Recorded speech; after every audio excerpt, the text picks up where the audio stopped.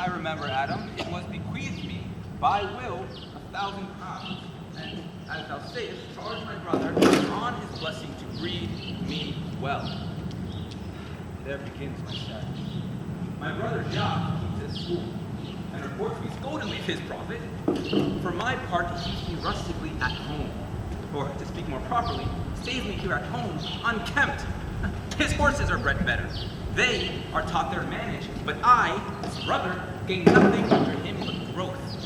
He lets me feed with his hinds, bars me the place of a brother, and as much as in him lies, combines my gentility with my education. This is it, Adam, that grieves me.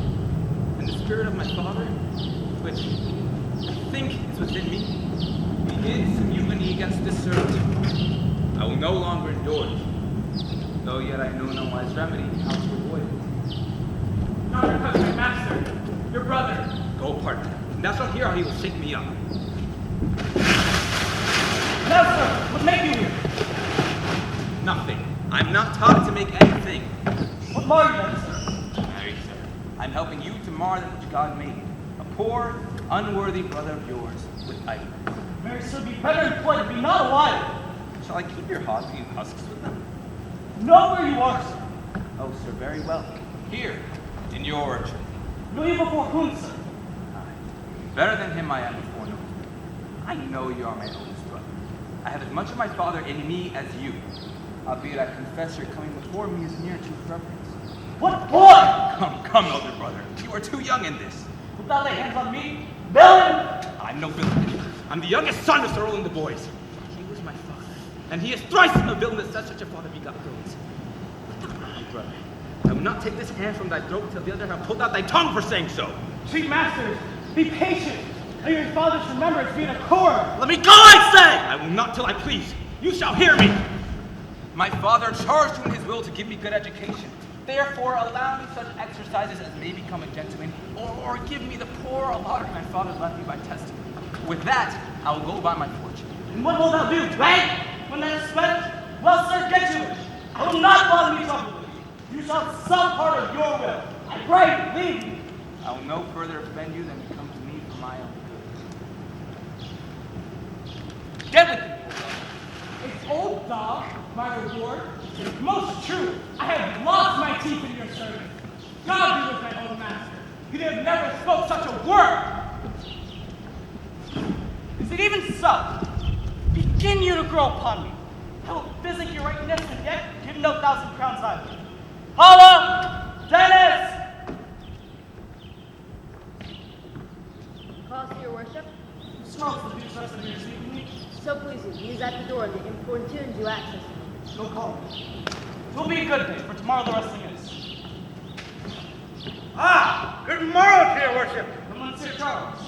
What's the new news at this new court? The old Duke has been headed by his younger brothers and 3 or 4 loving lords have put themselves into voluntary exile whose lands and revenues enrich the new. So, he gives them to leave one. Can you tell Rosalind be banished with the Duke's father? Oh no. For the Duke's son, daughter, soul as free ever from their cradles kept together, that he would have followed their example and have died. He is at the court, and no less beloved of the Duke than his own son. And never truly his love. But where will the old Duke live? They say he's already in the parts of water. And many married men with him. They say many young men flock every day. Think the time carelessly, as they did in Golden. You wrestle tomorrow before the new Duke. Ah, Mary, do I say? Come to acquaint you. I am here to seek to understand your younger brother Orlando. After this visit, come in disguise against Detroit. Your brother has been young and tender, and for your love, I would be loath to foil it, as I must. If he come in, my own honor. Charles, I thank thee for thy love for me, which you'll find I will most kindly require. I had myself notice of my brother's purpose herein, and by underhand means labored to dissuade him from it. But he is resolute. I tell you, Charles, it is the stubbornest young fellow of France, full of ambition and envious emulator of every man's good parts. a secret and villainous contriver against me, his natural brother. Therefore use thy discretion. I had leave you break his neck as you did his finger. I'm heartily glad I gave it to you. If he come in tomorrow, I'll give him his payment. If he ever goes on again, I'll never wrestle for prize more. And so God, keep your eye. Farewell. Now, will I stir this gamester? I hope I shall see an end to him. For my soul, yet I none know why, hates nothing more than he. But he's gentle, never schooled, and yet learned, full of noble device of all sorts chantedly below, and indeed so much at the heart of the world, and especially of my own people, who know him best, that I am altogether misprized. But it shall not be long. This wrestler shall clear all, and nothing remains but the boy kindled thither, for which I'll go about.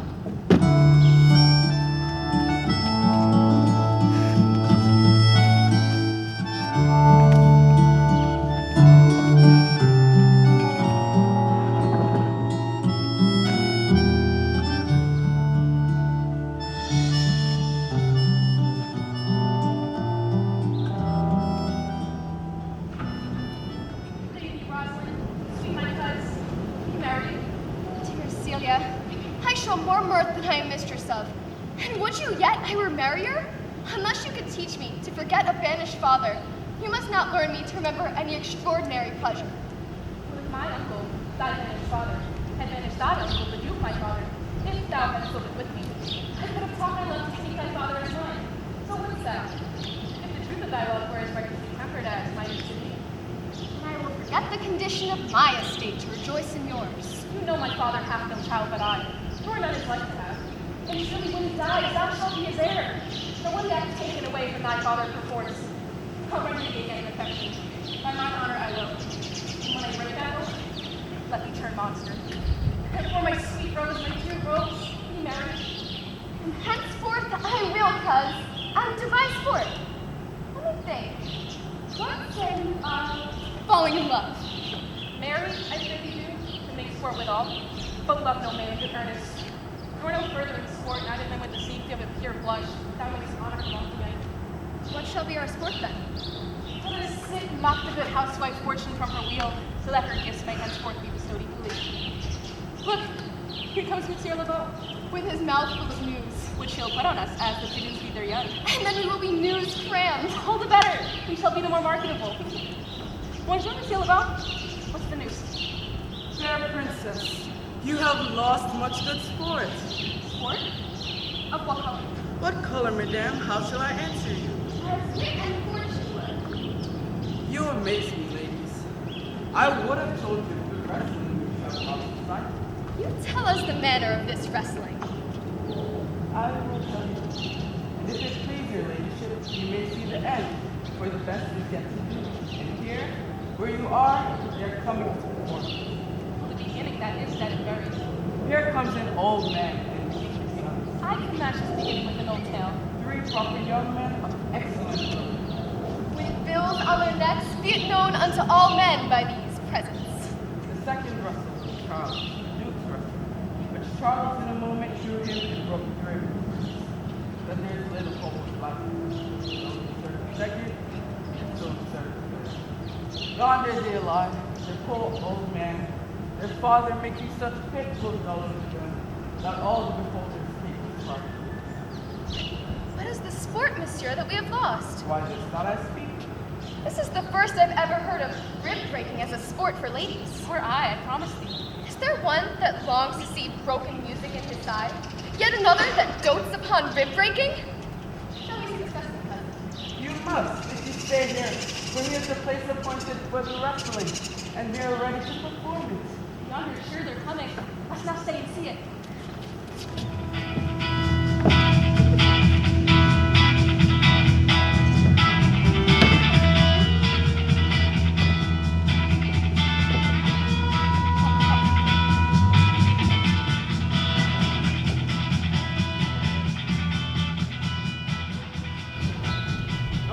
Come on.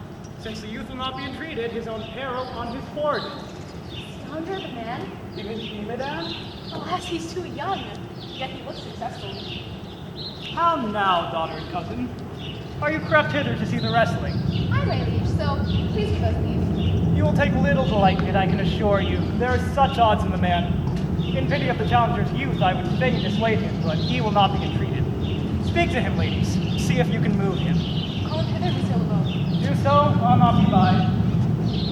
Monsieur the Challenger, the princesses have called for you. I attend them with all respect and duty. Good sir, you challenge Charles Westford? No, fair princess, he is the general challenger. I come but in, as others do, to try with him the strength of my youth. Oh, gentlemen, your spirits are too bold for your years. You seem too cool for this man's strength. You studied for your own sake, to embrace your own safety, and give over this attempt. Your reputation will not be misprized.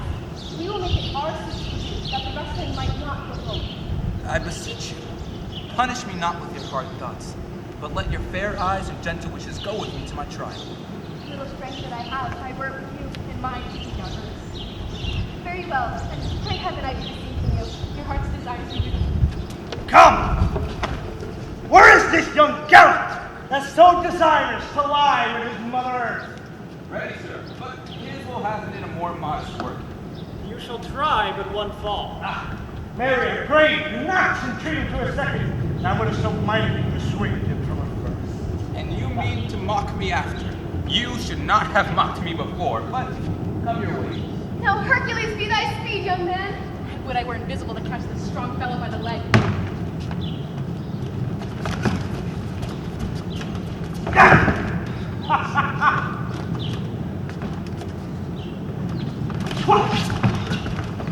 Get off!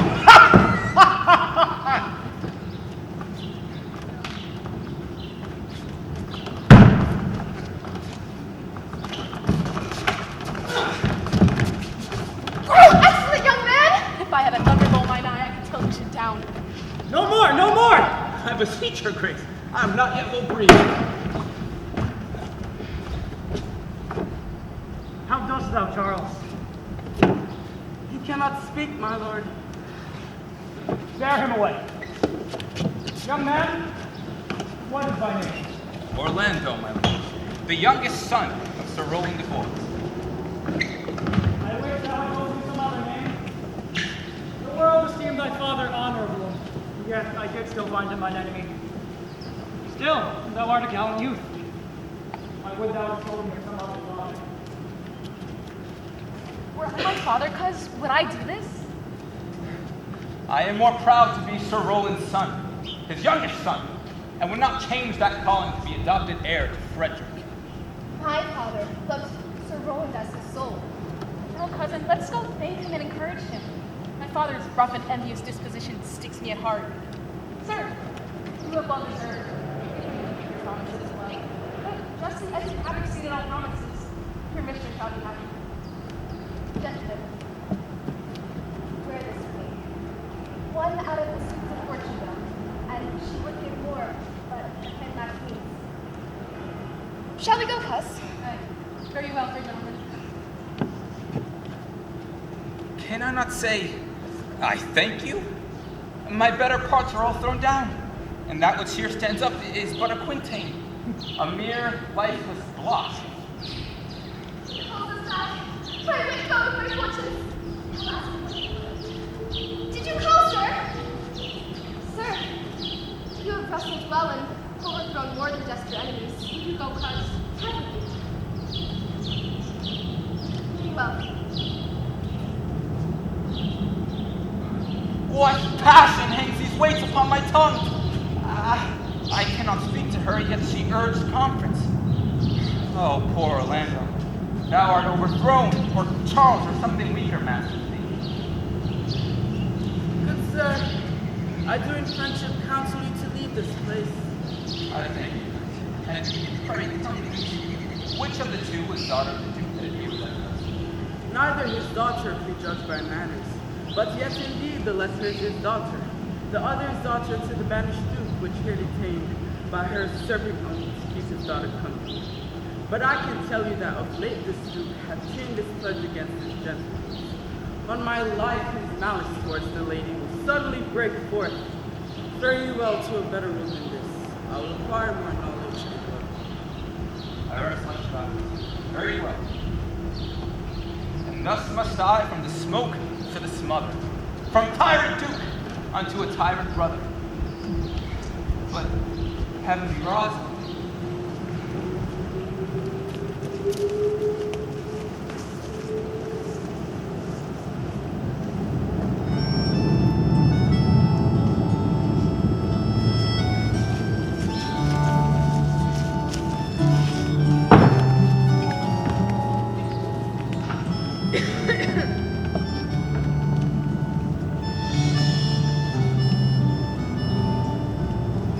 My cousin, Rosalind, you can have mercy. Not a word. Not one to throw at a dog. But it's all just for your father. No, some of it is for my child's father. Oh, how full of briars is this working day world. Here with birds, cousin, thrown upon the holiday foolery. We walk not in trotting paths, and hurry petticoats will catch them. I could brush them off the petticoat, but these burrs are in my heart. Hem them away. I would if I could cry hem and have him. Come, wrestle with thy affections. They take the part of a better wrestler than myself. What good wish upon you? You have tried time this sight of a fall. But turning these jests out of service, let's talk in good earnest. Is it possible on such a sudden you should fall into so strong a liking with Sir Roland's youngest son? Well, the Duke, my father, loved his father as his own. Therefore, the city should love his son dearly. By this kind of chase, I should hate him. For my father hated his father dearly. Yet, I hate not Orlando. No, Faith, hate him not for my sake. Why should I not? Does he not deserve well? Let me love him for that, and you love him because I do. Look, here comes the Duke. I full of anger. Mistress, dispatch you with your safest haste and get you from our public court immediately. Me, uncle? You, cousin. Within these 10 days, that if thou beest found so near our public courts as 20 miles, thou diest for it. I do beseech your grace. Never in so much of a thought unborn did I offend your highness. And suffice that I trust thee not. Your mistrust cannot make me a traitor. Tell me where on the likelihood it depends. Now art thy father's daughter, there's enough. So was I when your highness took his dukedom. So was I when your highness banished him. Treason is not inherited, my lord. Or did we derive it from our friends? What's that to me? My father was no traitor. Then good, my liege, mistake me not to think my poverty is treacherous. Does your sovereign hear me speak? Aye, Celia. We stayed here for your sake, or else had she with her father raised her out. I did not then entreat to have her stay. It was your pleasure and your own remorse. I was too young at that time to value her, but now I know her. If she be a traitor, why so am I. She is too subtle for thee. You are a fool. She robs thee of thy name, and you will show more bright and see more virtuous when she is gone. Then open not thy lips. Firm and irrevocable is my doom which I pass upon her. She is banished. Pronounce that sentence then on me, my liege. I cannot live out of her company. You are a fool. You, niece, provide yourself. If you outstay the time, upon my honor, and in the greatness of my word, die. Like poor Rosalind, whither wilt thou go? Wilt thou change fathers? I'll give thee mine. Charge thee, you're not more grieved than I am. I have more cause. Thou hast not, cousin. Really be cheerful, knowst thou not? The Duke hath banished to me his daughter. That he hath not. No, hath not. Shall we part to go? No. Let my father seek another heir. Therefore, devise me how we may fly, whither to go, and what to bear with us. See what thou canst, and I'll go along with thee. Why, whither shall we go? Seek my uncle in the forest of Arden. Alas, what a danger it will be to us, maids as we are, to travel forth so far. Beauty provoketh thieves sooner than gold. I'll put myself in a poor and mean attire, a kind of upper skirt for my face, the like of you, so you may pass along and never stir assailants. Were it not better, because I'm more than common tall, that I did suit to all sports of a man. We will have a swashing and martial outside, as many other mannish cowards have that do outface you with their semblances. So what should I call thee with this dour name? I'll have no worse name than Jove's own page. Therefore, when you look upon me, you should call me Ganymede. And what shall I call you? Something that hath of reference to my esteemed. No longer Celia. Amelia, but alien Elena. But cousin, what if we say to steal that clownish fool out of thy father's court? Would he not prove a comfort to us in our travels? Go on the Orway roll with me. Leave me alone. And now we go in content to liberty and not to banishment.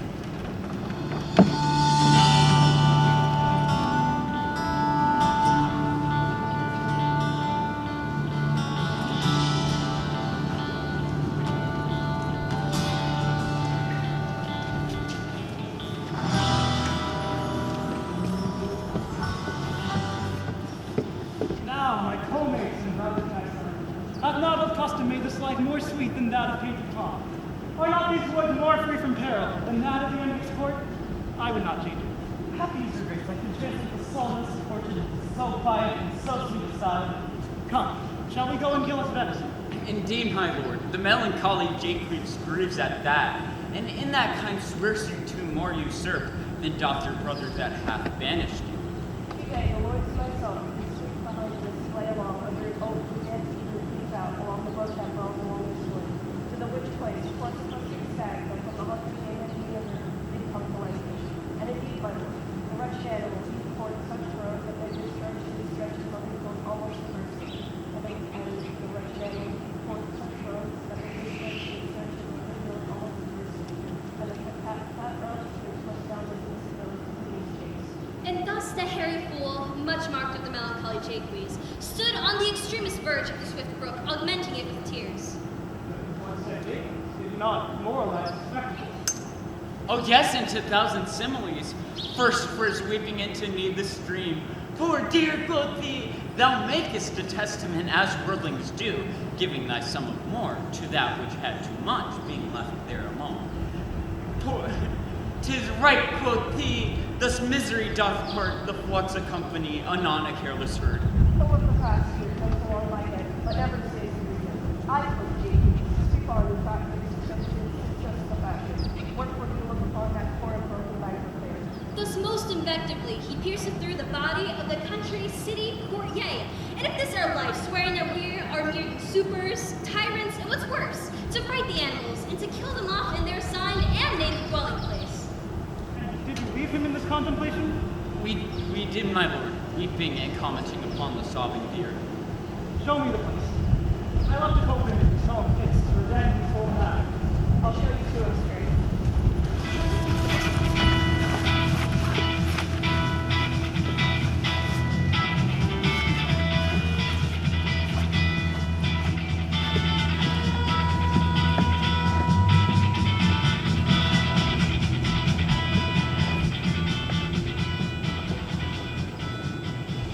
Can it be possible that no man saw them leave? It cannot be!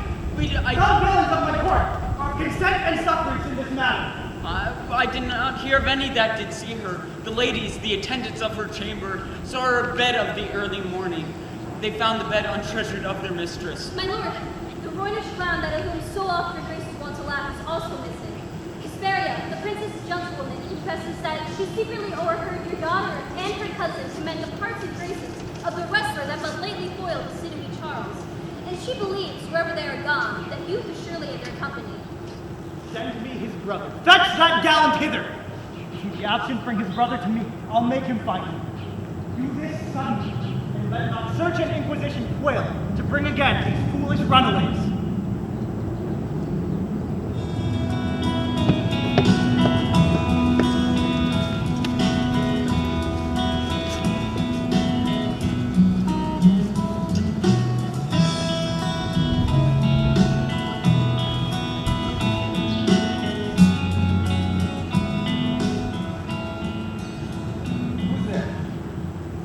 Gentle master, oh sweet master, oh you memory of old Sir Roland. Why? What's the matter? Oh unhappy youth, come now within these doors, within this roof, the enemy of all your graces lives. I had heard your brother, and this night he means to burn the lodging, and you within it. And if he fails at that, he'll have other means to cut you off. This is no place. This is but a butchery, abhorrent. Fear it, do not enter. I wonder. Well, where dost thou me go? No matter whither, so as you come not here. Or wouldst thou have me go and beg for my food? Or with a base and boisterous sword enforce the thieves living on the common road? But do not so. I have 500 crowns, and all this I give you. Let me be your servant. Though I am old, yet I am strong and lusty. Therefore, let me go with you. I will do the services of a younger man in all your businesses and necessities. Oh, good old. How well it appears in constant service of the antique world. When the service was for duty, not for me.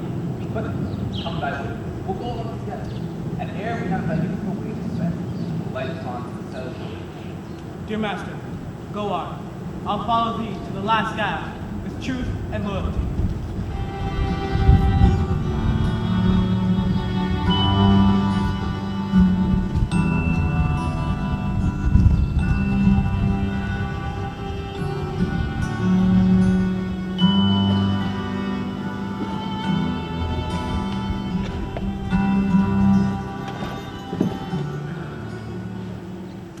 Oh, Jupiter, how weary are my spirits. I cannot for my spirits. If my legs are not weary. I can find it in my heart to disgrace my men's power and cry like a woman.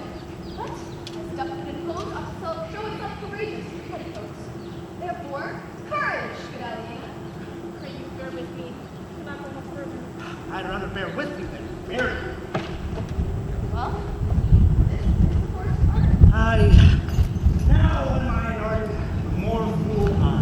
When I was at home, I was in a better place, but no. Travelers must be content. Aye, and be so good touched. Look, here looks an old man and a young, so tall. That is the way to make her screw you still. Oh, that thou knowest how I do love her. I partly guess, for I have loved her now. No, for being old, thou canst not guess. Though in thy youth thou hast true lovers ever sighed upon that midnight boat. But if your love were ever like mine, I am sure I think did not remind myself. How many actions hast thou been drawn to by thy fancy? Into 1,000 that I had forgotten. Oh, that didst then ne'er love so heartily. If thou hast not sat as I do now, wearying thy hero and thy mistress's praise, thou hast not loved. If thou rememberest not the slightest folly that love did make thee run into, thou hast not loved. If thou hast not broke from company abruptly as my passion now makes me, thou hast not loved. Alas, poor shepherd, searching off thy wounds, I have by hard adventure found mine own. And I might. I remember when I was above. We that are true lovers run into strange papers. But all is mortal in nature. All in nature and love is mortal and Thou speakest wiser than thou art aware of. Nay, I ne'er beware of my own lips till I kick my shins against it. Jove, this shepherd's passion is much upon my fashion. And mine, but the girl's somewhat stale to me. Pray you, one of you question yon man. If he for gold gives us any food, I faint almost to death. Hey! All you clowns! You fool, he's not thy kinsman. Who called? Yours better, sir. And I'll say it very rightly. Good evening to you, my friend. And to you, sir. And to you all.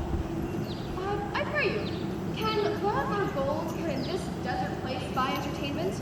Bring us where we may rest ourselves and feed. There is a young maid here who faints for succor. Fair sir, I pity her and wish for her sake more than for my own. My fortunes were more able to relieve her, but I am shepherd to another man, and I do not shear the beasts that I graze. Whose flocks and fallow feed are now on sale at our usual town. But by reason of his absence there is nothing. But see that in my voice most welcome fellow. What is he that shall buy the pasture flock? That young swain that you saw for here while, that looked fiercely rugged. I pray you, if you stand with honesty, buy thy cottage, pasture at the plow, for thou shalt have us to pay for it, and will mend thy wages. I like this place, and I'm willing to waste my time in it. A certain thing.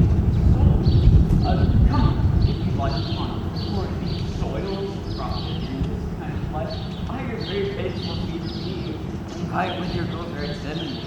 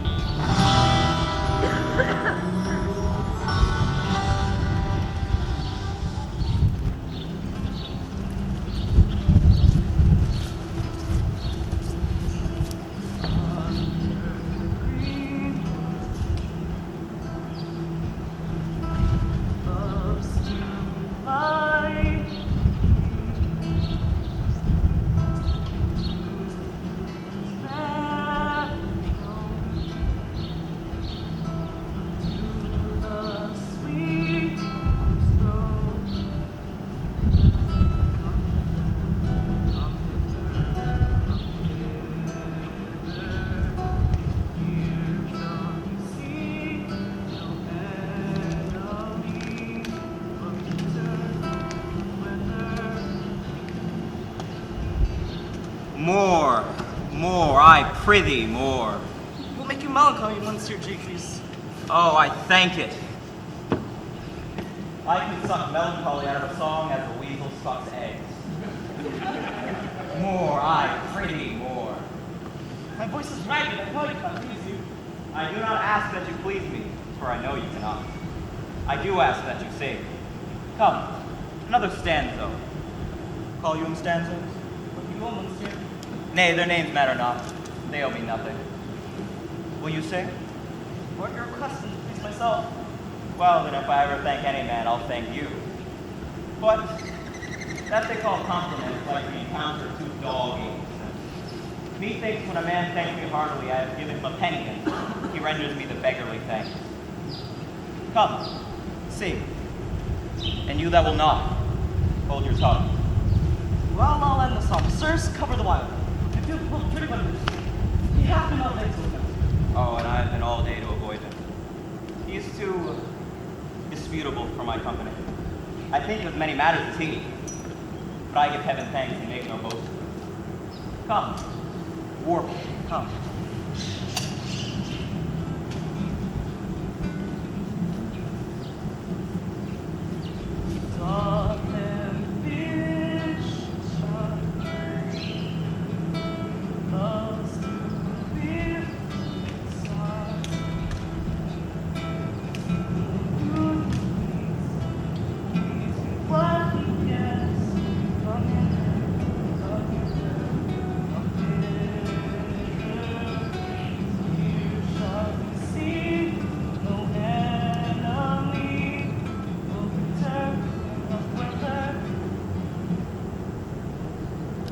I'll give you a verse to this note that I made yesterday, in spite of my inaction. Don't sing it.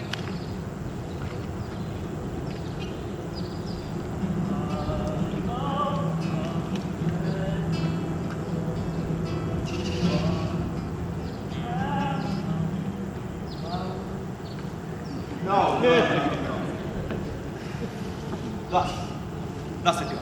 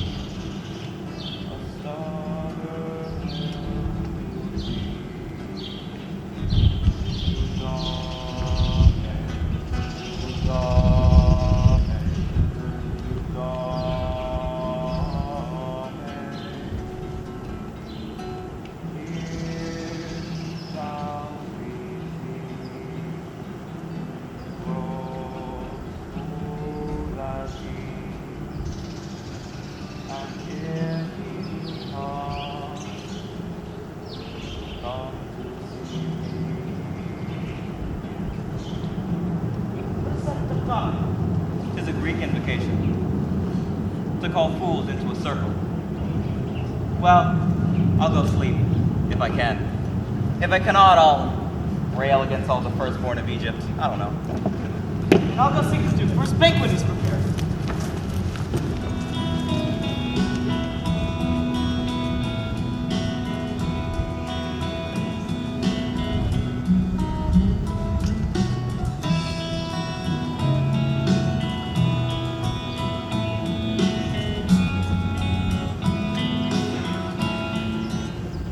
Dear master, oh, I die for food. Here, lie me down and measure out my grave. Farewell, kind master. Why, now, Adam. Live a little, comfort a little. If this uncouth foreign to anything, savage, I will either be food for it or bring it for food to thee. Hold that the while at the arm's end. I will hear thee with these messages. Come, I will bear thee some shelter. And thou shalt not die for lack of dinner, if there live anything in this desert. Cheerly, good Adam.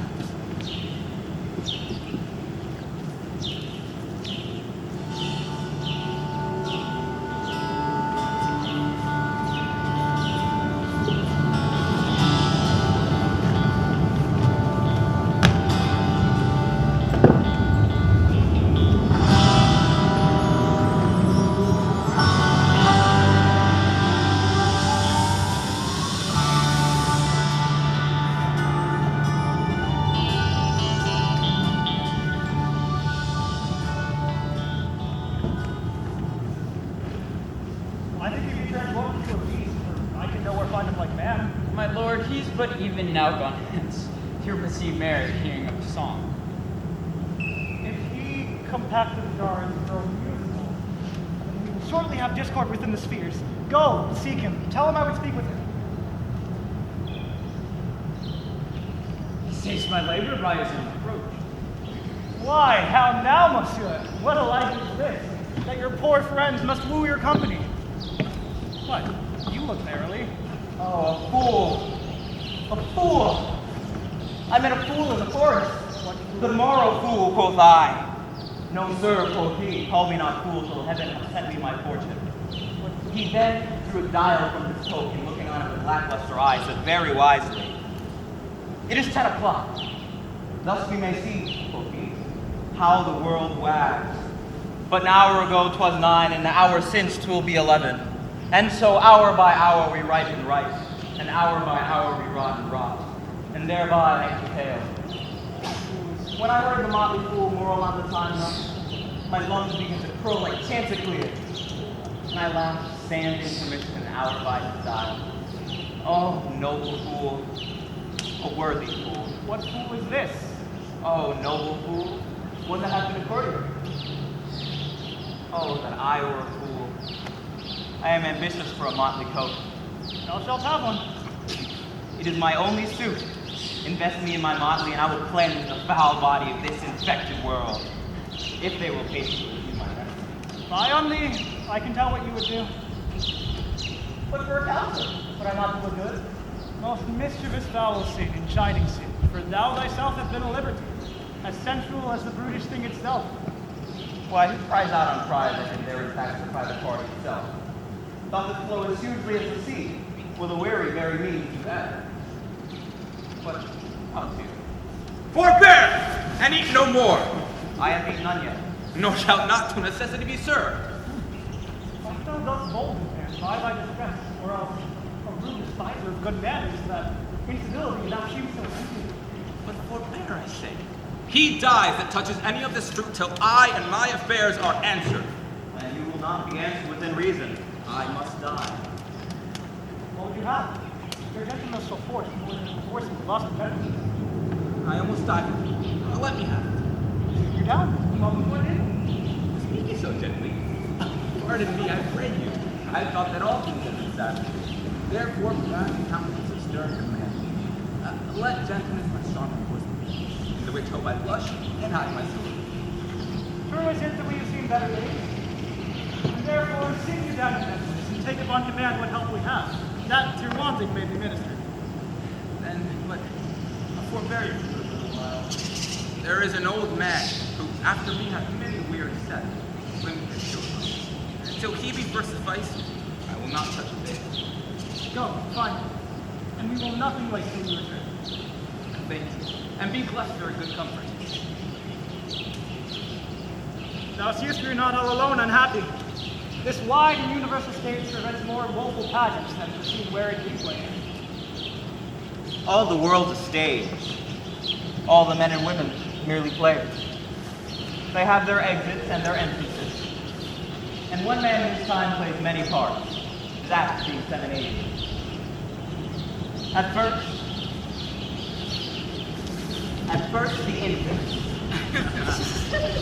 mewling and puking in the nurse's arms. And then the whining schoolboy, with his satchel and shining morning face, creeping like a snail and willing to the school. And then the lover, sighing like a furnace, with a woeful ballad made to his mistress's eyebrow.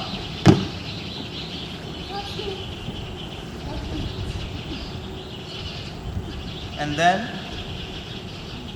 a soldier, full of strange oaths and bearded like the pard, sudden and quick and quarrel, zealous and honor, seeking above a reputation even in the cannon's mouth.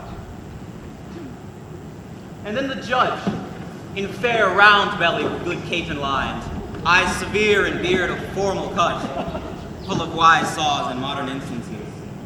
And so he plays his part. The sixth age slips into the lead and slipper pantaloons. Spectacles on nose, pouch on side, His youthful hose well saved, a world too wide for his shrunk strength. And his big manly voice turns again towards childish preference. Pipes and whistles in sound.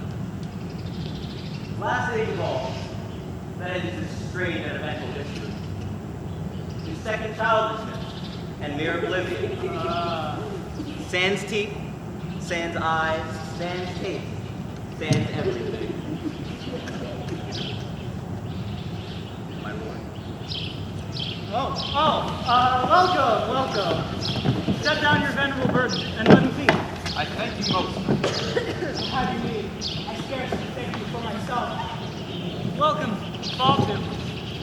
I'll not question you as yet as to question you about your fortunes. It's that thou wert so knowledge, as you were with your faithfully to that you were. And as mine eyes have ever been witnessed, so truly lived and living in his face, be truly welcome hither. I am the Duke that loved your father, the remnant of your fortune. Go to my kingdom and come. Good old man, thou art right welcome as my master. Support him by the oath. Give me your hand, and let me all your fortunes understand.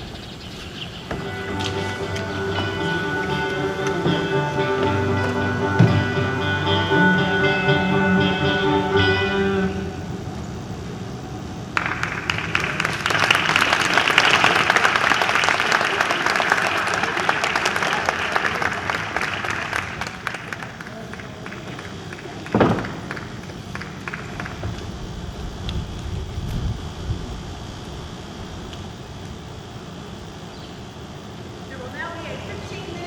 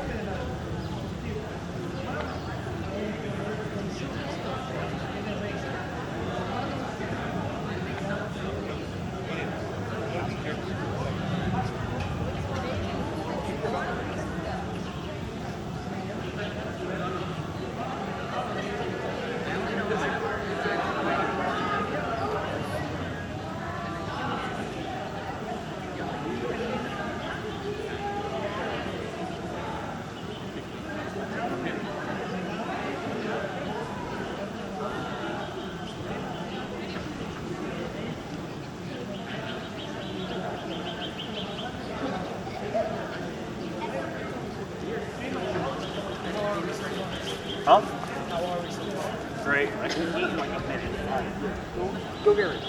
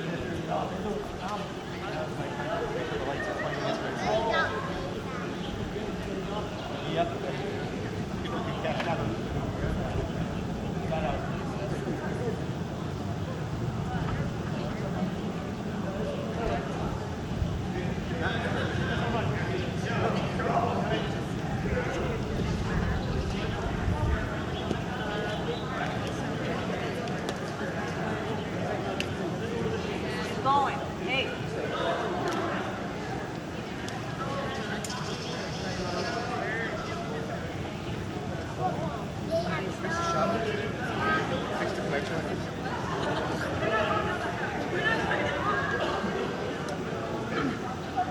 No, the audio's low. That's what I thought. Yeah, that's what I thought, yeah.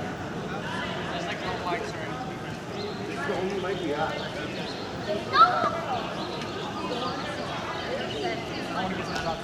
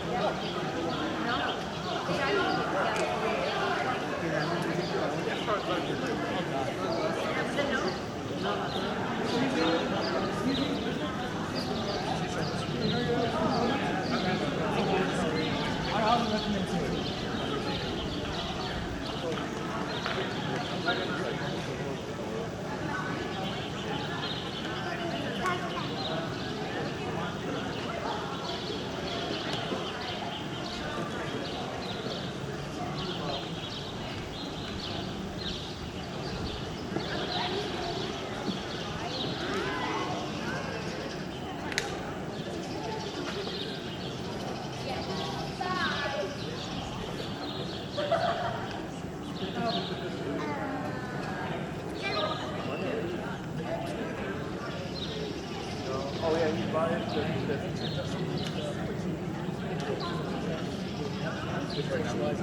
Yes. So that's more for like story stuff.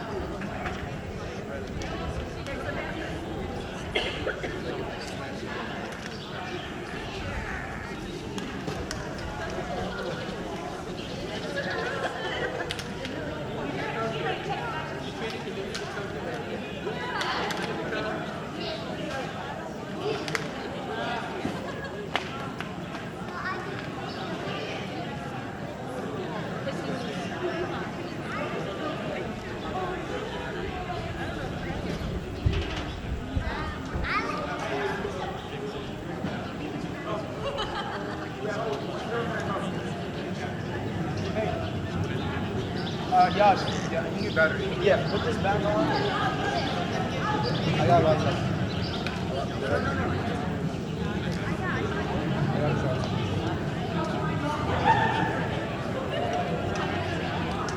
Tell them to get back to the it's on the chair that holds the camera.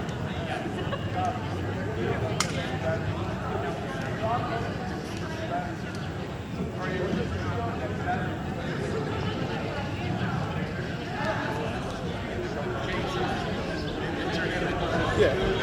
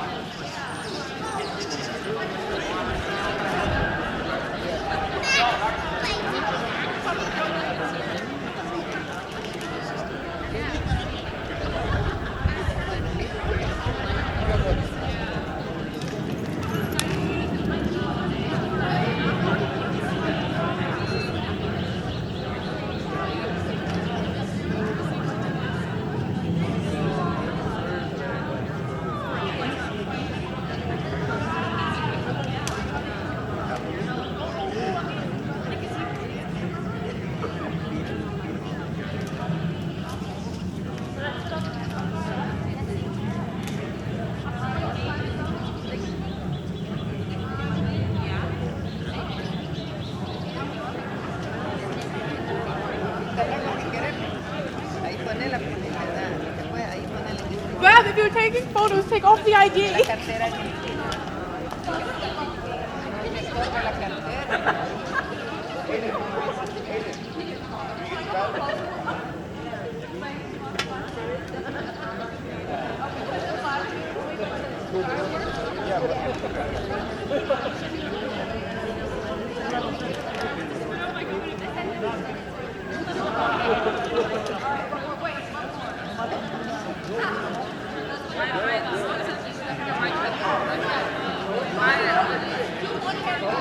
I don't have to.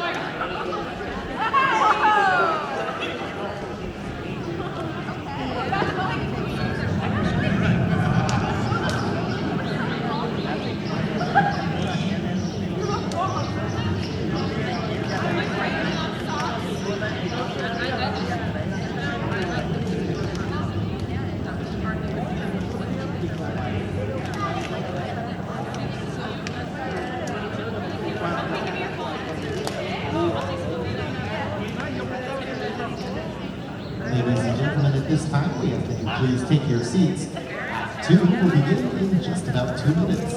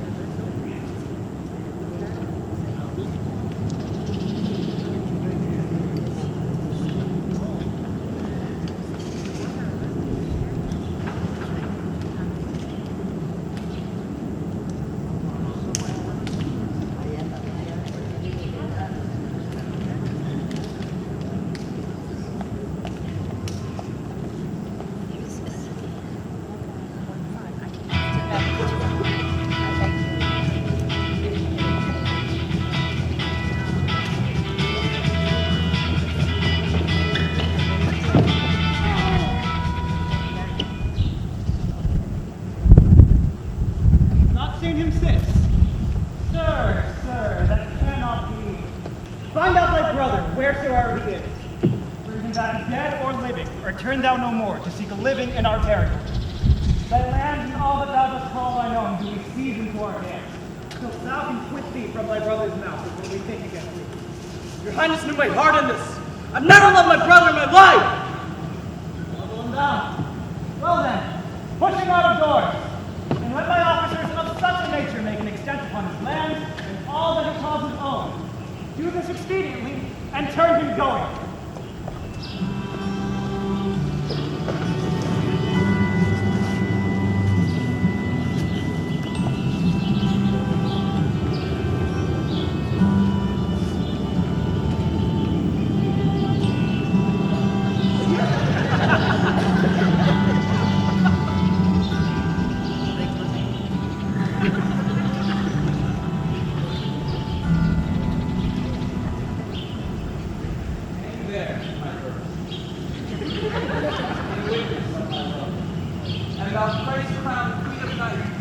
Survey with thy chaste eye from thy pale sphere above.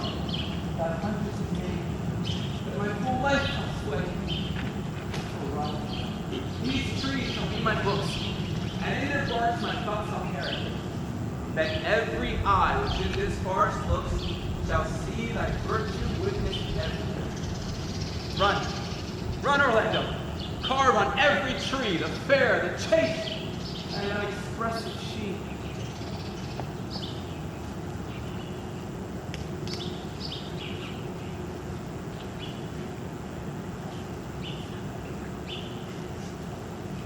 How like you this shepherd's life, Master?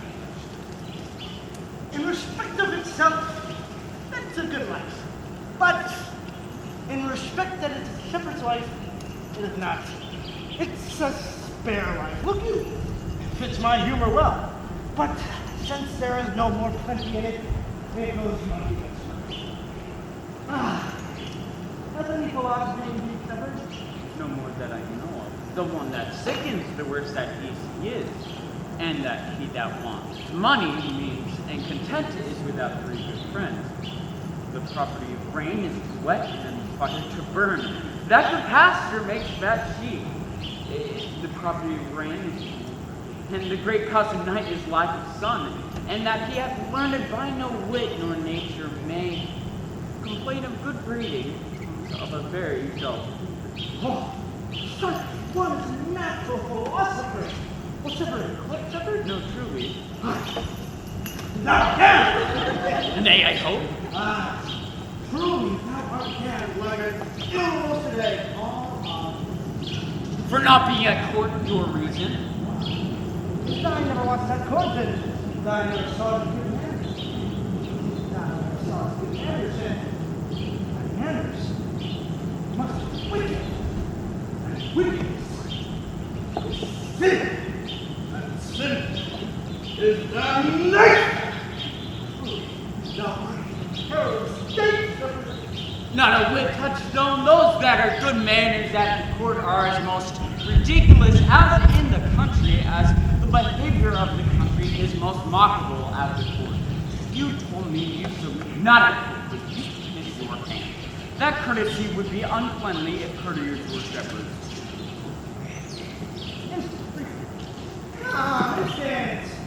We are still handling our use, and there, fellows, you know our greasy. God, help thee, thou man! God make the sermon in thee! Thou art wrong! Wilt thou rest stand?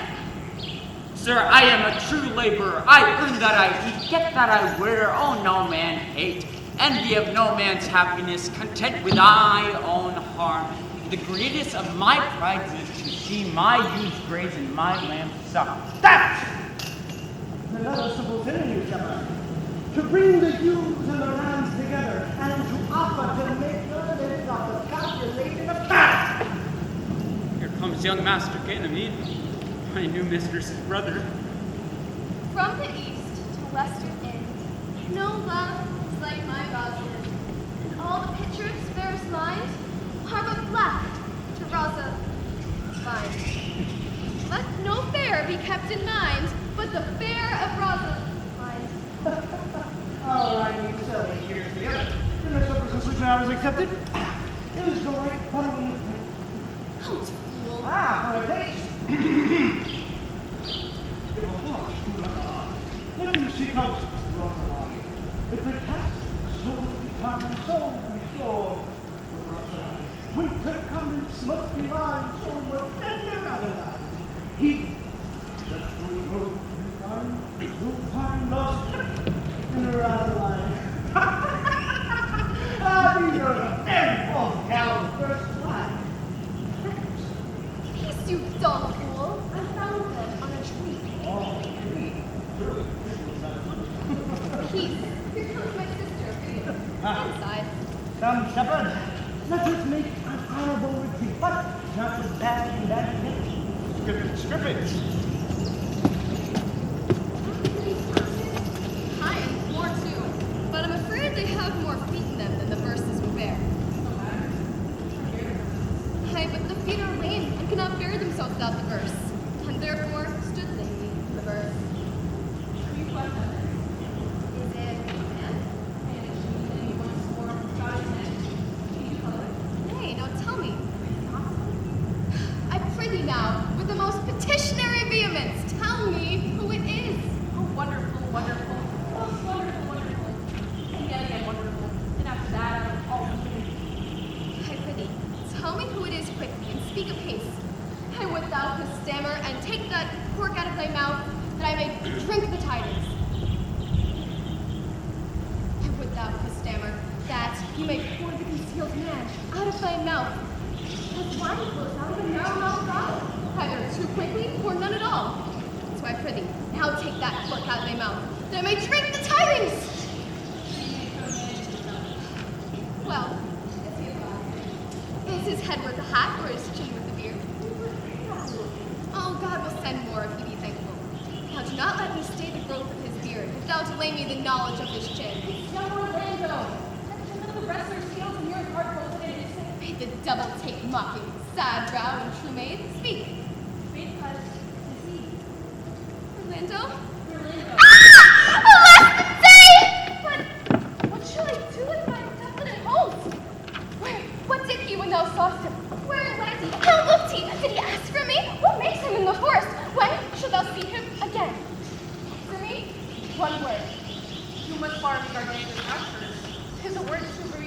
on to the side.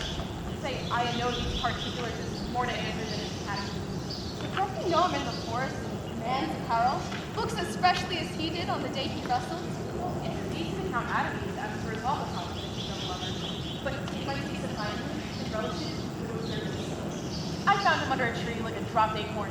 It may as well be called Job's tree. That sword said true. The audience can matter? Proceed. There lay he stretched along like a wounded knight. Oh, what a pity to see such a sight! It well becomes the ground. Cried all his life away for thee, he cursed unseasonably. He was furnished with a hunter. Oh, ominous! He comes to kill my heart. I would see myself without a burden, but thou brings me out of tune. Do you not know that I am a woman? When I think, I must speak. Sweet, say on. Bring me out. So, comes he not here? 'Tis he. Slink by and note him. I thank you for your company. This day I have been myself alone. And so had I, but yet for fashion's sake, I thank you too for your desire. God be with you. Let's meet as little as we can. I pray you, mar no more trees with writing love songs on their barks. I pray you, mar no more my verses, reading them secrets. Rosalind is your love's name? Yes. I do not like her name. There was no thought of pleasing you when she was christened. What's that with you know? Just as high as my heart. Oh, pretty answer. But your fault is to be in love. 'Tis a fault I will not change for your best virtue. I am weary. By my troth, I was looking for a fool when I found you. He is drowned in the brook. Look but in and you shall see. But therein I shall see mine own figure. Which I take to be either a fool or a cipher. I'll tarry with you no longer. Farewell, Signor Love. I am glad of your departure. Adieu, good Monsieur Melancholy.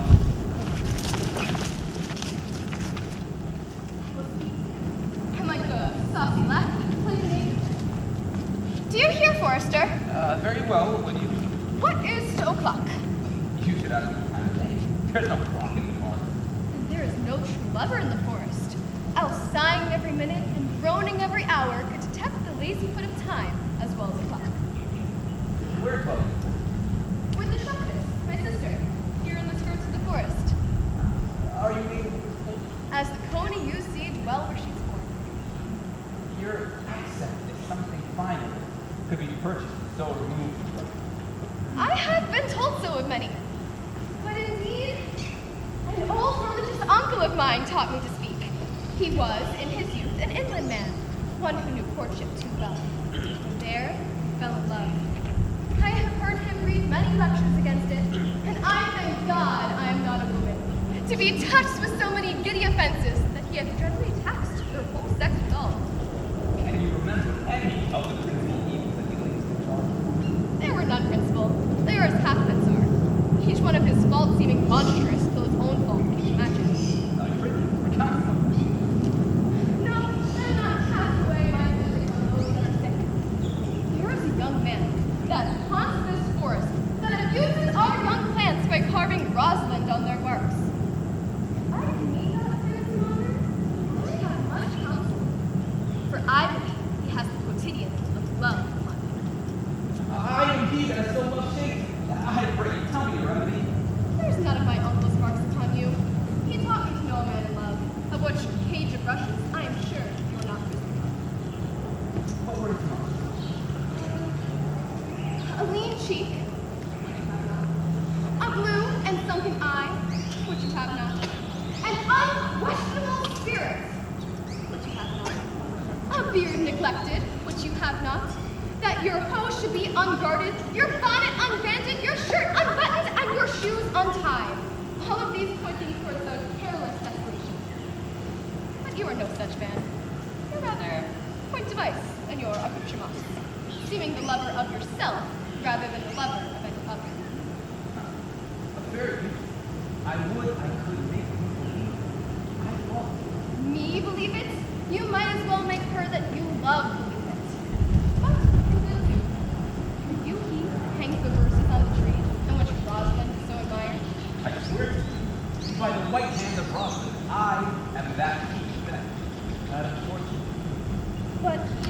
much love as your rhymes speak? And neither rhyme nor reason. Love is merely a madness, and deserves a dark house and whip as madmen do. The reason that lovers are not so punished and cured is that the lunacy is so common that the whippers are in love too. Yes, I was curious by counsel. You ever cured? Yes, one. And in this manner, he was to call me his love, his mistress, and would come every day to my coat to woo me. At which time I would be changeable, longing, liking, proud and fantastical, full of tears, full of smiles. Would now like him, then loathe him, then spit at him that I drave my suitor from his mad humor of love to a living humor of madness, to forswear the full stream of the world and to live in a nook, merely monastic. I heard him, and I am taken upon me to wash your liver as clean as a sheep's heart, and there will not be one speck of love left in it. I would not be cured, You would, if you would become Rosalind to come to my coat. Now, by the faith of my love, I will. Tell me where it is. Yes, I will. And by the way, you shall tell me where the forest is. Will you go? With all my heart, with you. Nay, you must call me Rosalind. Come, sister, will you go?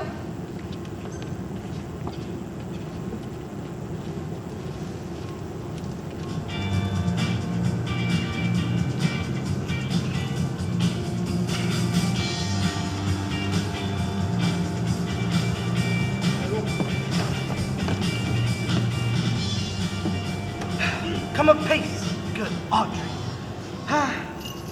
And how, Audrey? Am I the man yet? Does my simple features content you? Your features? Lord Horncastle, features!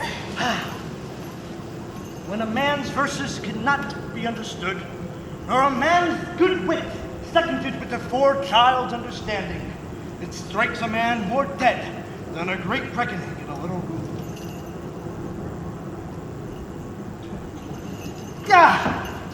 Truly, I wish the gods had made thee poetical.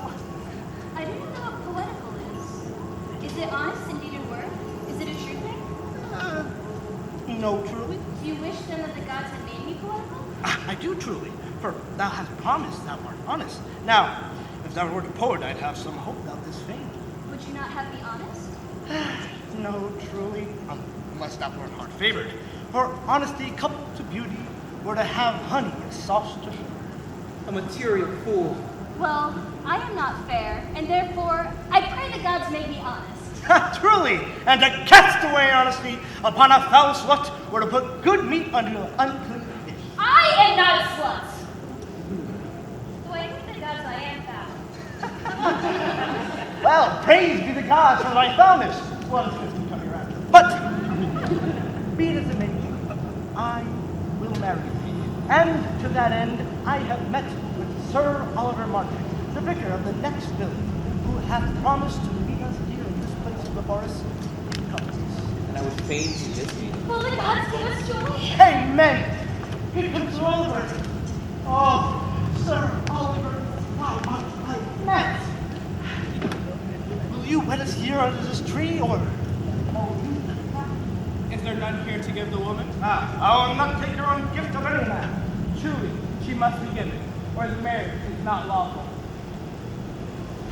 Proceed, proceed. I'll give her. Oh, master! What he calls, oh, you are well met. Oh, glad to see you even a toy in hand here, sir. Nay, prithee, come. Will you be married, Motley? Sir, as the ox has his bow, the horse is curved, and the falcon her bells. Thus man has his desires, and as hidden built, so went on he. But will you, being a man of your breeding, be married under the bush like a beggar?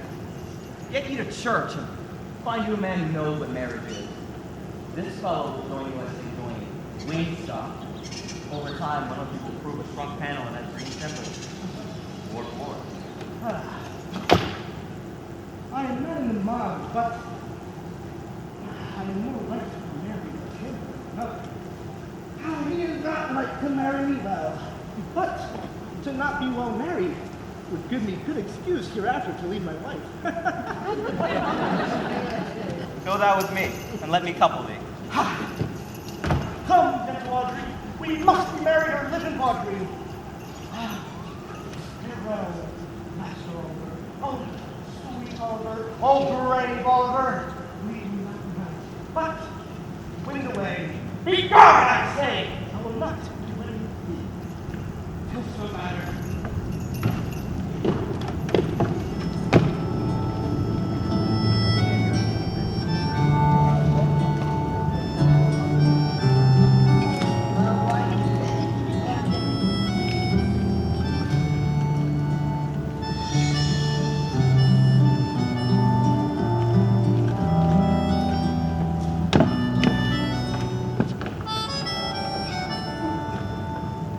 Never talk to me, for I will weep.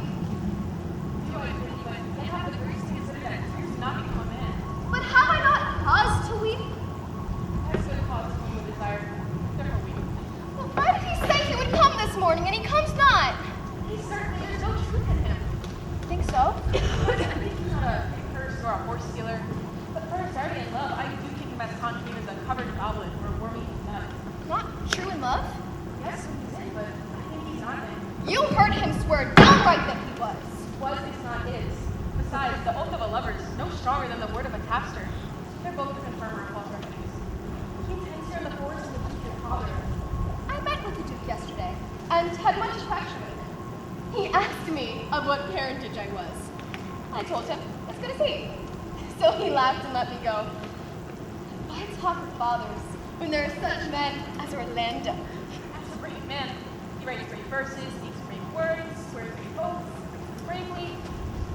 Who comes here? Mistress, master, you've often inquired after the shepherdess that complained of love. Saw you sitting by me at the turf, praising the proud, disdainful shepherdess. That was his mistress. Well, and what of him? If you will see a pageant truly played between the pale complexion of true love, the red gloves scorn and proud disdain, go 9,000 ducats. Come, let us remove. Said lovers, sweet of folks that are in love. And, if you will say, I will prove a busy actor in their play. Sweet Phoebe, do not scorn me, do not. Sweet Phoebe, say that you love me not, but say not so with bitterness. I would not be thy executioner. I fly thee, for I would not injure thee. That tells me there is murder in mine eye. Now, I do frown on thee, all my heart, and if mine eyes can wound, now let them kill thee. I am sure there is no force in eyes that can occur.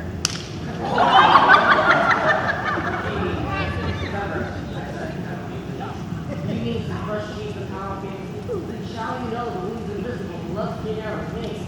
But till that time, come not thou near me. And when that time comes, afflict me with thy marks, pity me not, as I shall not pity thee. And why, I pray you? Who might be your mother, that you insult, and all at once over the wretched? And while you have no beauty. Why, what means is this? Why do you look on me? I see no more in you than the ordinary of nature's pale work. God's my life. I think she means to tangle my eyes too. No, fake proud mistress, hold that after. 'Tis not your inky brows, or your cheeky creams, or your black silk hair, or your beautiful eyeballs that can entangle my spirits to your worship. You, shepherd, wherefore do you follow her, like foggy south puffing with wind and rain? You are 1,000 times a properer man than she a woman. 'Tis people as you that make the world full of ill-favored children. But, mistress, know yourself, down on your knees, and thank heaven, fasting for a good man's love. For I must tell you, friend, so love man, you are not Earl Marcus. Try the man mercy. Love him, take his offer, for foul being most foul, being foul is scoffed. Shepherd, take her to thee. Very well. Sweet youth, I pray you, chide a year together. I would rather hear you chide than this man woo. I pray you do not fall in love with me, for I am falser than thou in mine. Besides, I like you not. Shudder, lie her hard. Come, sister. Look on him, Bennet, and be not proud. Though all the world could see, and to be so abused in sight. Come, to our flock. Dead shepherd, now I find thy song right. Whoever loved, that loved, not at first sight. Sweet Phoebe. Huh? What sayest thou, Sylvius? Sweet Phoebe, pity me. Why, I am sorry for dead Sylvius. Wherever sorrow is, relief would be. If you do sorrow my grief and love, by giving love your sorrow my grief, we're both exterminated. Thou hast my love, is not that neighborly? I would have you. Why, your covetous. Sylvius, the time was that I hated thee, and yet it is not that I bear thee love. But since that thou canst talk of love so well, thy company, which erst was irksome to me, I will endure, and I will employ thee too. But do not look for further recompense than thy own planet thou art to So holy and so perfect is my love, and I in such a poverty of grace, shall think the most plenteous crop, to glean the broken years after the man that the main harvest reaps. Loose now, and then a scattered smile, and that I'll live upon. Knowest now that youth that spoke to me ere while? Not very well, but I have met him off. He has bought the cottage in the bounds of the old Chronicles massacre. Think not I love him, though I ask for him. 'Tis but a peevish boy, yet he talks well. But what try for words? Yet words do well, he that speaks them pleases those that hear. There be some women, Sylvius, having marked his heart as I did, would have gone near to fall in love with him. For my part, love him not, nor hate him not. And yet, I have more cause to hate him than to love him. For what had he to do to chide at me? He said, mine eyes blackened, my hair black. And I remembered, scorned at me. I marveled why I'd answered not again. But that's all one. Omittance is no criticism. I shall write him a very taunting letter, and thou shalt bear it. Wilt thou, Sylvius? Phoebe, with all my heart. I'll write straight, from as in my head and in my heart. I will be bitter with him and pass it short. Go, you Sylvius.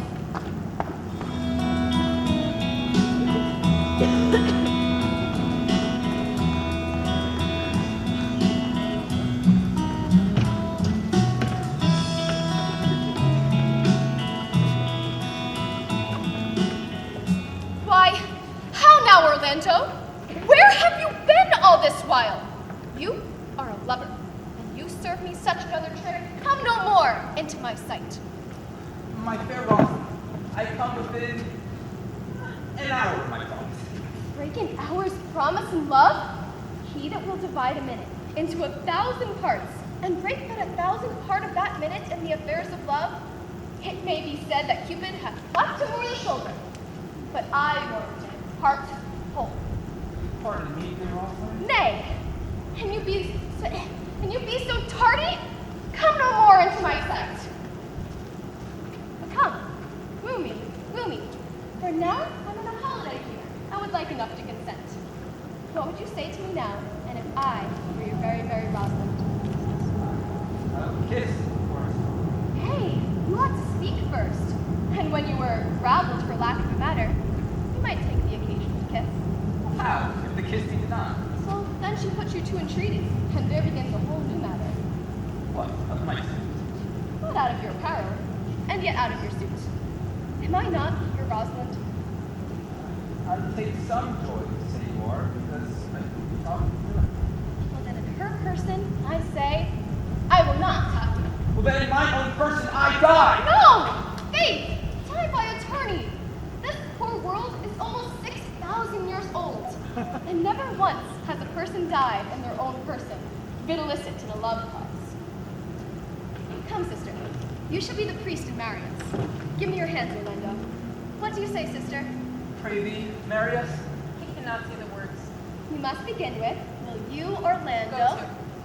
Will you, Orlando, have to wife Miss Rosalind? I will. Hi, but when? Why now? As fast as she can marry us.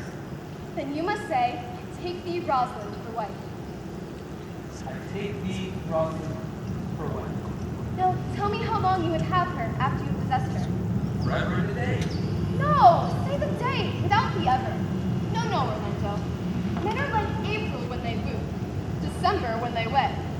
Maids are May when they are maids. Swag changes when they are wives. I will be jealous, clamorous, giddy. I will weep for nothing, and I will do so when you are disposed to be married. I will laugh when thou art inclined to sleep. But will my Rosalind do so? By my life, she will do what I do. Oh, but she is wise. Or else she cannot have the wit to do this. Shut the doors upon a woman's wit, and it will out at the casement. Stop that, and it will fly out the keyhole. Shut that, and it will fly out with the smoke of the chimney. For these 2 hours, Rosalind, I will be. Alas! I cannot lack thee for 2 hours. I must attend to get there. By 2 o'clock, I will be with thee again. Aye, go your ways, go your ways. I knew what you would prove. My friends told me as much. And I thought no less. That flattering tongue of yours won me, but 'tis one castaway. So come, Dad. 2 o'clock is your hour? Sweet Rosalind. Then by my troth, and may God mend me with all pretty oaths that are not dangerous. You break but one jot of your promise, or come 1 minute behind your hour, I will think thee the most pathetic lover, the most hollow lover, and the most unworthy of her that you call Rosalind. So, heed my censure, and do not break your promise. With no less religion than if thou wert indeed my Rosalind. So, adieu. Time is the old justice that examines all such offenders, and let time try. So, adieu.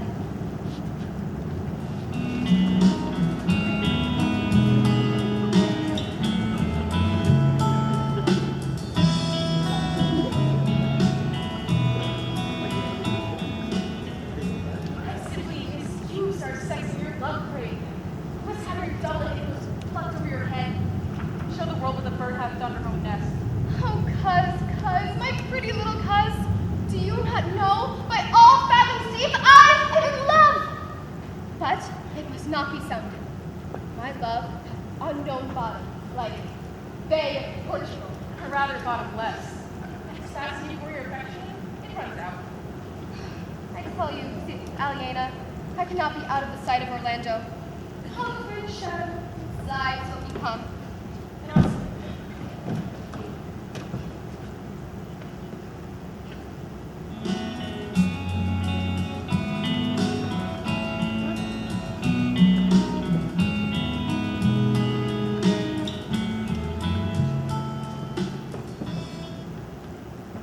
Oh no, is it not past 2 o'clock? And here much Orlando. I warrant you, your loving troubled brain. He hath taken his bow and arrows and is gone forth to sleep. Look, comes here. My errand is to you, fair youth. My gentle Phoebe bid me give you this. I know not the contents, but as I guess by the stern brown, waspish action that she did use as she was writing of it, bears an angry tenor. Forgive me, I am a guiltless messenger. Patience herself would startle at this letter and play the swaggerer. Bear this, bear all.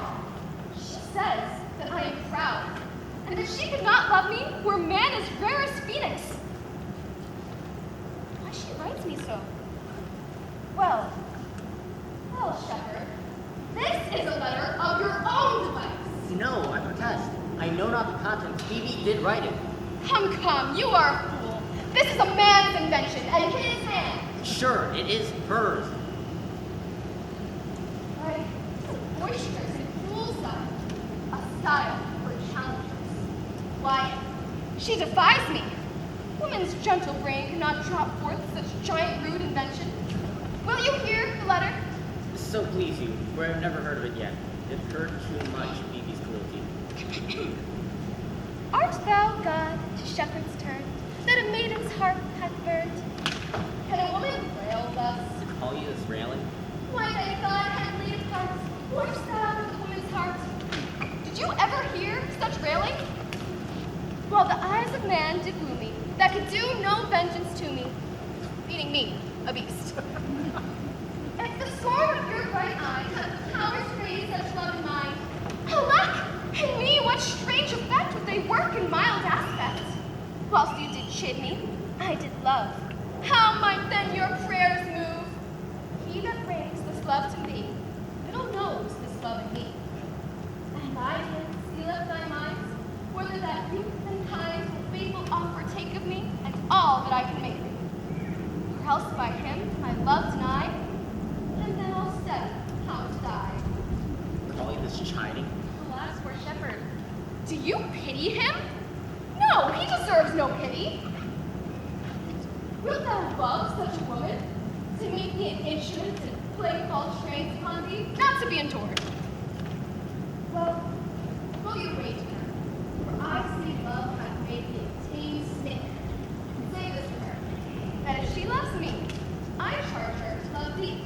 And if she will not, I will not have her unless thou entreatest her. Now, go your ways, and not a word, for here comes more company. Good morrow, fair ones, pray you. Do you know where this peerless forest stands? A sheepcote fence, about 12 trees? West of this place, but at this hour the house that keeps itself. There's none within. I should know you to by description. Such garments, such years. The boy's fair, a female favorite, bestows himself like a right sister. The woman low, browner than her brother. Are you two not the owners of the house I did inquire for? It's no boast be asked to say that we are. Well, Orlando doth commend himself unto you both. He sends his lady after to the shepherd youth that he calls his Rosalind. Are you he? I am. What must you understand by this? It's not my shame if you will know me. What man I am and how and why and where this boy now from Spain and stayed. Pray you tell it. When the last young Orlando parted from you, you left a promise to return again, within an hour or so. And pacing through the forest, turned this food of speed and fair fancy, lo what befell. He threw his eye aside and marked what object did present itself, under an oak whose boughs were mossed with age and high top pot with dry antiquity. A wretched, ragged man lay sleeping there, overgrown with hair. About his neck, a green gilded snake had wreathed itself, who with her head nimble in threats had approached the opening of his mouth. Suddenly, upon seeing Orlando, the snake unwreathed itself, and with indented glides did slip into a bush, under which bush's shade a lioness, with udders all drawn dry, lay couching, head on ground, cat-like watch. For 'tis the royal disposition of said beast to kill on nothing that doth seem as dead. This scene, Orlando did approach the man, and found it was his brother, his elder brother. I have heard speak of that same brother. He did render him the most unnatural that lived amongst men. For well, he might so do, for I myself knew he was natural. But to Orlando! Did he leave there? The soft country lioness? Twice did he turn his back, but kindness after nobler than revenge, and nature stronger than his justification made him give battle to the lioness, and which hurtling from my miserable slumber I awakened. Are you his brother? Was you he rescued? Was he who did so often try to kill him? 'Twas I, but 'tis not I, for I do not shame to tell you what I was since my conversion. So sweetly tastes the thing I am. But what now? By and by, when the first to last betwixt us two, tears are accounted had. As for how I came into this desert place, in brief, he led me into a gentle duke, gave me fresh rain and entertainment, commending me unto my brother's love, who instantly led me into his cave. There he stripped himself, and here, upon his arm, some flesh had been torn away by the lioness, which all the while had bled, and now he fainted. Upon his fainting, he cried his Rosalind. In brief, I patched him up, and after some small space being strung in arm, he sent me hither, you stranger as I am, to tell his tale, that you might excuse his broken promise, and to give this napkin dyed in his youth to his shepherd youth he calls his Rosalind. Cousin Ganymede!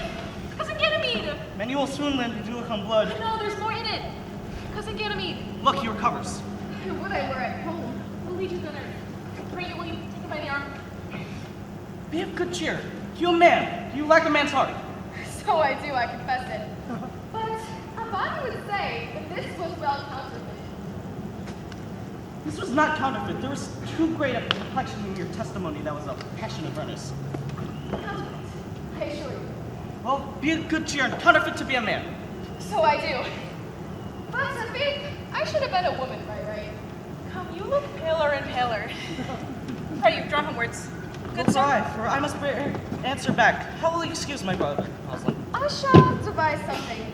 But I pray you, tell him how well I counterfeited his food. Will you go?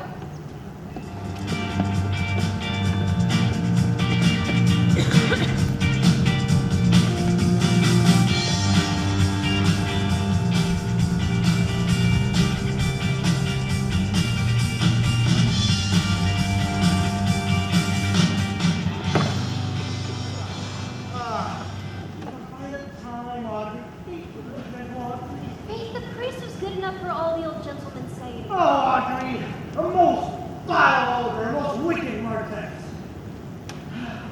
But Audrey, I hear there is a youth to this forest. I know who this is. He has no interest in me in the world. Here comes the man you meet. It is meet and drink for me to see a clown. We have much to answer for. We must love, we cannot hold. Good evening, Audrey. God evening, William. Good evening, sir. Good even, gentle friend. Cover thine head, cover thine head. Nay, pray be covered. Hello there, friend. 5 and 20. All right, age. And is thy name William? William, sir. A good name. Was born in the forest here. Aye, sir. Thank God. Thank God, thank God! A good answer. But thou rich. Faith. So. Ah, so is good. Very good, very excellent good. And yet, it is not. For it is but so. Thou lovest me? I do, sir. Give me a hand. Art thou learned? No, sir. Ah, then learn this of me. To have is to have. For it is a figure of grammar that drink being poured out of a cup into a glass by filling one doth empties the other. Now, for all your writers do consent that he is Ipsy. Now, you are not Ipsy, for I am he. Which he, sir? The he, sir, that must marry this woman. So, clown, abandon, or, in the vulgar, leave the society, or, in the boorish company of this female, or, in the common woman, which together is, abandon the society of this female, or, clown, perishest, or, to thy better understanding, dies, to which I kill thee 150 ways. So tremble, and the pump. Do good, William. Pottery, oh, sorry,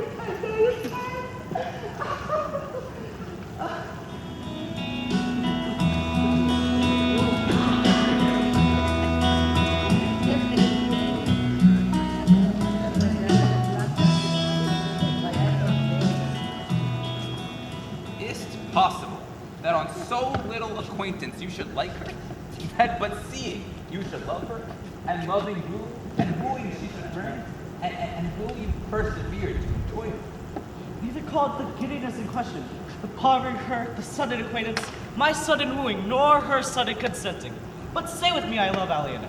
Say with her that she loves me. Say with us both that we may enjoy each other. It shall be for your good. For all the revenue that was my father's house, and all that was Sir Roland's will, I have stayed upon you. And here live and die a shepherd. You have my consent. Let your wedding be tomorrow. Thither will I invite the Duke and all competitive farmers. Go you and prepare Eliana. For look you, here comes my rod. God save me, brother. And you, fair sister. Oh, Orlando, how it grieves me to see thee wear thy heart in a scarf. It is my arm. Was not your heart wounded with the claws of a lioness? Wounded it is, but the eyes of the lady. Did your brother tell you how I counterfeited to swoon when he showed me your bloody napkin? And greater wonder than that. I know where you are. No sooner did your brother meet my sister that they looked. No sooner looked, but they loved. No sooner loved, but they sighed. No sooner sighed, but they asked one another the reason. No sooner knew the reason, but sought the remedy. And in these degrees, they made a pair of stairs to marriage. They shall be married tomorrow, and I will visit them. But how bitter a thing it is to look into happiness through another man's eyes. By so much more shall I tomorrow get the height of our heaviness. By how much I shall make my brother happy in having what he wishes. Why then, tomorrow can I not serve your turn for Rosalind? I can live no longer by you. Then I will weary you no longer with idle talking. For now, I speak in some verbs. I know you are a gentleman of good conceit. And I speak not that you should bear a good opinion of my knowledge. And so much I say I know you are. Neither do I labor for a greater esteem. All patience and patience. All purity, all trial, all observance. And so am I for Phoebe. And so am I for Ganymede. And so am I for Rosalind. And so am I for no woman. If this be so, why blame you me to love you? If this be so, why blame you me to love you? If this be so, why blame you me to love you? Wait, who do you speak to? Why do you blame me to love you? To her that is not you. Your tongue, not you. Enough of this. 'Tis like the howling of Irish wolves against the moon. I will help you if I can. I would love you if I could. Tomorrow, meet me all together. I will marry you if ever I marry a woman, and I shall be married tomorrow. I will satisfy you if ever I satisfied a man, and you shall be married tomorrow. I will content you if what content pleases you, and you shall be married tomorrow. As you love Rosalind, meet. As you love Phoebe, meet. And if I love no woman, I'll meet. Very well, I have left you commands. I'll not fail if I live. Nor I. Nor I.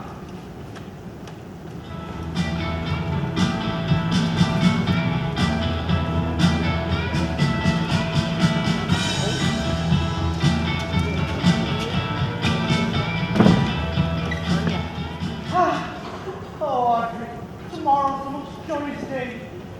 Tomorrow will we be married? I do desire with all my heart, and I hope it is so no dishonest desire to be a woman of the world.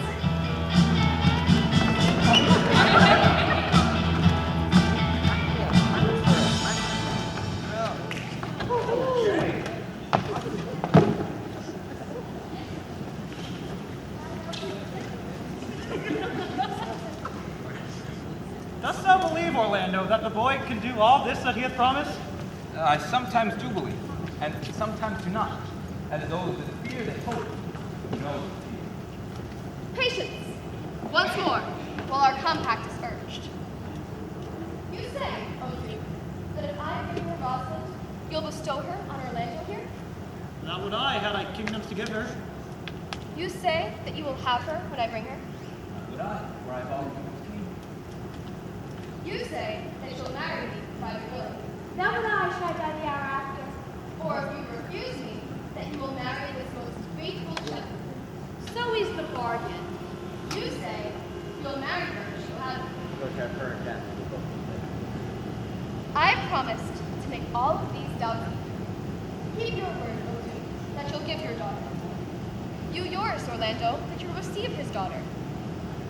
Keep your word, Phoebe, that you'll marry me, or else refusing me to marry him. Keep your word, Sylvius, that you'll marry Phoebe if she will have you. And now I go to make all of these doubts even.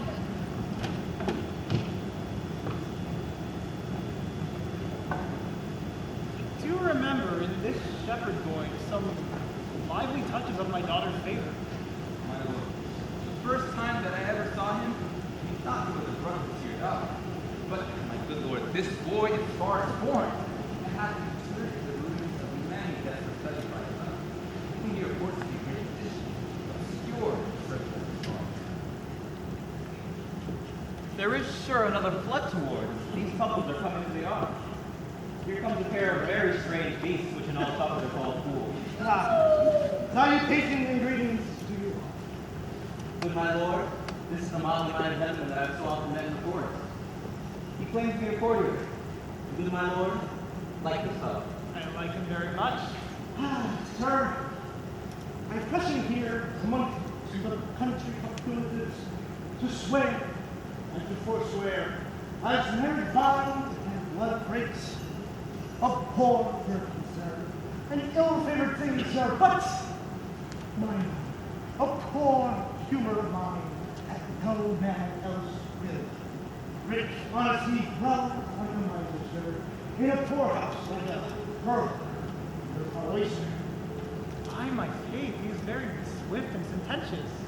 According to the rules,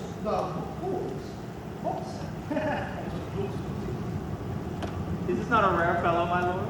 He's as good at anything. He uses his folly like a stalking horse. Under the presentations that suits his wits.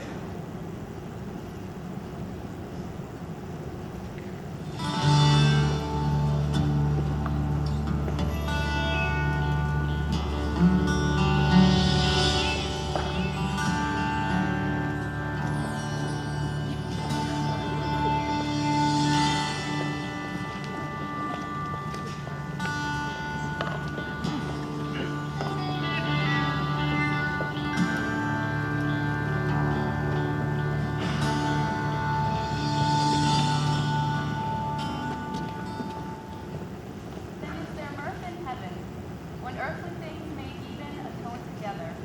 Good Duke, receive thy daughter. Hymen from heaven brought her, yea, brought her hither, that thou mightest join her hand with his, whose heart within his bosom is. To you, I give myself, for I am yours. To you, I give myself, for I am yours. There be truth in sight, you were my daughter. If there be truth in sight, you are my brother. If sight and shame be true, why then, my love adieu! I'll have no father, if you be not he. I'll have no husband, if you be not he. Nor ever wed a woman, if you be not she. Peace, ho, I bar confusion, 'tis I'm the same conclusion of these most strange events. Here's 8 that must take hands, to join in Hymen's band. If truth hopes truth contents, you and you no cross shall part. You and you are heart to heart. You to his love must accord, or have a woman be your lord. You and you are sure together as the winter to foul weather. While the wedlock time we sing, feed yourselves with questioning. That reason wonder may diminish, how thus we met these days finish.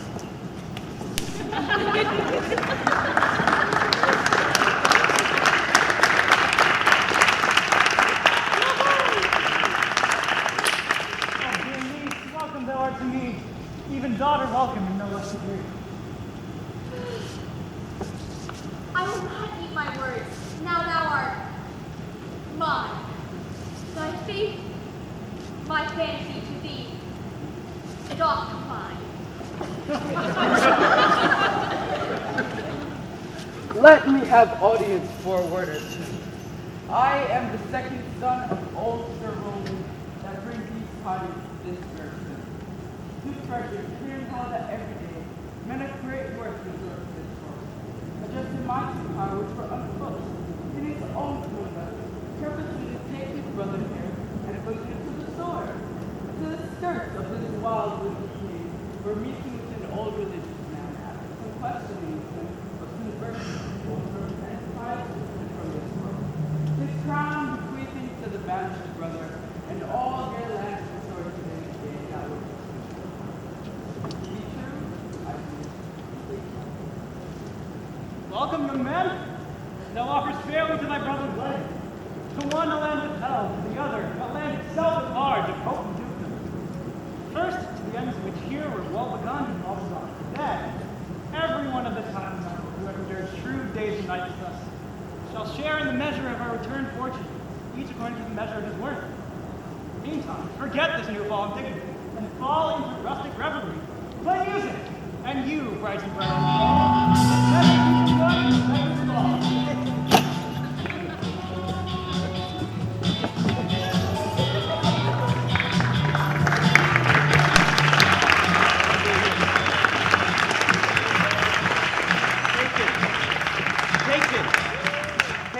Patience! Thank you. Young man, you say the Duke hath put on a religious life and turned the life upon the court? He has. To him will I. Out of these somber kites there is much matter to be heard and learned. You to your former honor I bequeath. Your patience and your virtue well deserved. You to a love that your true faith doth merit. You to your land and your allies. You to a long, well-deserved end.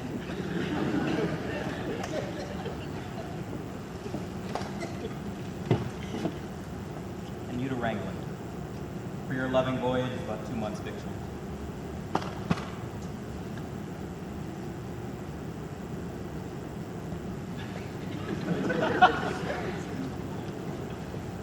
And so, to your pleasures. I am forever dancing man. Stay, please, stay. Casino pastime, I would you would have. I'll stay to know at your abandoned cave. That line's supposed to rhyme. We'll work with you. Proceed, proceed. We'll begin these rites